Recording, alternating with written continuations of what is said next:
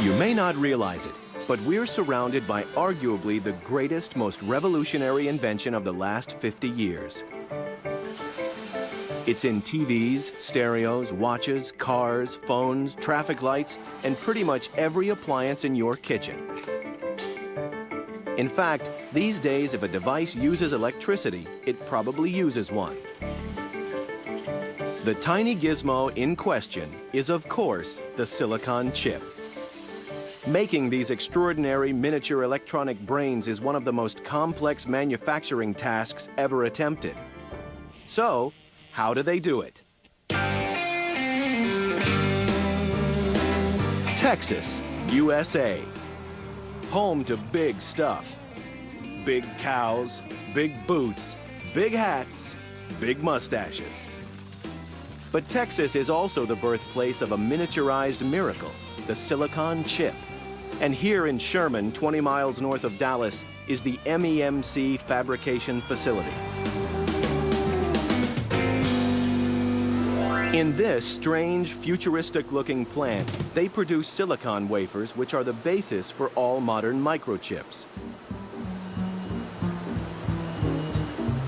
Silicon has special properties because it's what's called a semiconductor. That means that depending on how it's treated, silicon can either conduct or block the flow of electricity. It's this property that makes it ideal for supporting the millions of tiny transistors necessary for a modern computer chip. But because these transistors are so incredibly small, the silicon base on which they rest needs to be absolutely flawless. It took decades to perfect the process of producing silicon with a perfect monocrystalline structure. They begin with raw polysilicon, or poly, and heat it to over 2,500 degrees Fahrenheit inside a special sealed furnace, which has been purged with argon gas to eliminate any air. The resulting lake of molten silicon is then spun in a crucible, and a silicon seed crystal, roughly the size and shape of a pencil, is lowered into it while spinning in the opposite direction.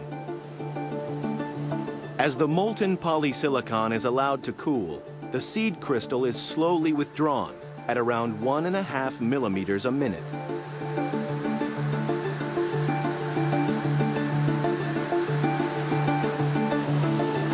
The result is a single silicon crystal weighing around 440 pounds and with a diameter of around 200 millimeters. The crystal is so strong its entire weight can be supported by a single thread just 3 millimeters across. But it is brittle, and it must now be cut down to size without shattering. After testing with chemicals and X-rays to check its purity and molecular orientation, it's fed to a silicon salami slicer.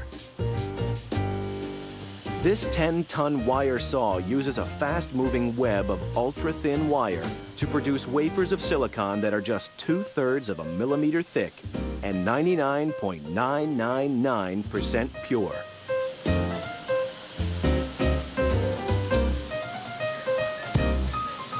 Once cut, there are microscopic marks left on the wafer's surface, so it's time for a buffing using a process called lapping. After a twirl in this high-powered polisher, they are still not smooth enough. So they're given yet another buff using a chemical process. The result is wafers of silicon with a surface roughness of less than 1/1,000,000th of a millimeter. Buffed to a sheen, they're finally ready for etching with the circuit design. Coming up, how do they eliminate the biggest enemy of manufacturing in a microscopic environment, the common dust particle? Find out next on How Do They Do It?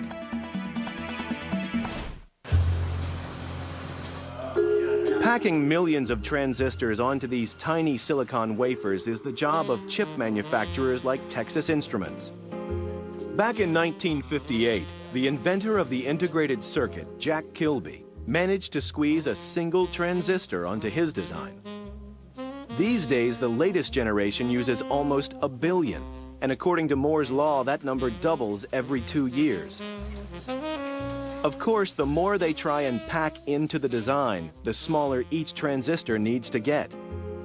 There are over 250 million transistors in this design. Someone has to shrink them down to this. Working at this microscopic scale exposes the chip makers to a major problem. When a transistor is only 1/10,000th of a millimeter across, the smallest particle of dust is enough to cause an electronic train wreck. So before staff members like Dane Bailey set to work in the fab, it's on with the bunny suit. For our general product that we make here, a DSP, typically takes on the order of about 1,500 individual processing steps from start to finish. With an area of just under 194,000 square feet, the fab is a Class 1 clean room. Thanks to 12,000 tons of air conditioning equipment, the air is 1,000 times cleaner than a hospital operating room. There's actually less than 100 particles per cubic foot of air. As few as one particle landing on a critical area can kill a chip. To give you an idea how clean this room is, walking alone produces 5 million particles every minute. So to avoid contamination from the inadvertently dusty staff, front opening unified pods, or FOUPs, transport packets of wafers through the intricate process of component construction. The key problem is miniaturizing the complex designs and imprinting them onto the wafers. It's done through a process known as photolithography. First, the wafer is coated with photosensitive chemicals which harden when exposed to UV light.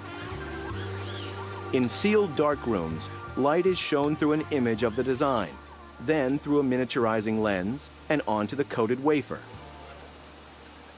When the chemical is washed off, the design remains, just like a developed photographic image. But in order to pack all the components onto the wafer, they are built up layer by layer, like floors in a miniature skyscraper. To complete the job, the FOUPs cycle the wafers up to 40 times, repeating the photo etching process for each new layer.